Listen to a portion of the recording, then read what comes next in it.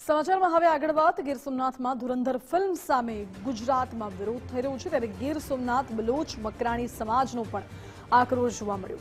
ધુરંધર film પર પ્રતિબંધ મૂકવામાં આવે તેવી માંગ સાથે આવેદનપત્ર પાઠવ્યું છે। વેરાવળ ડેપ્યુટી કલેક્ટરને આવેદનપત્ર આપવામાં આવ્યું છે। આ ફિલ્મમાં સંજય દત્ત દ્વારા બોલાયેલા ડાયલોગનો વિરોધ કરાયો। બલોચ મકરાણી સમાજમાં ડાયલોગને લઈને ભારે રોષ ફાટી નીકળ્યો છે।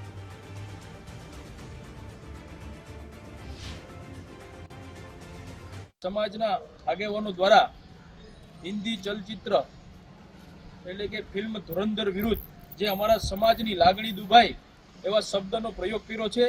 સંજય દત્ત કે જેણે પાકિસ્તાની પોલીસ ઓફિસરનો રોલ ભજવી અને અમારી સમાજને બદનામ કરવાની અને લાગણી દુભાઈ એવા શબ્દોનો પ્રયોગ કર્યો છે, અમે સખત શબ્દોમાં વખોડીએ છીએ।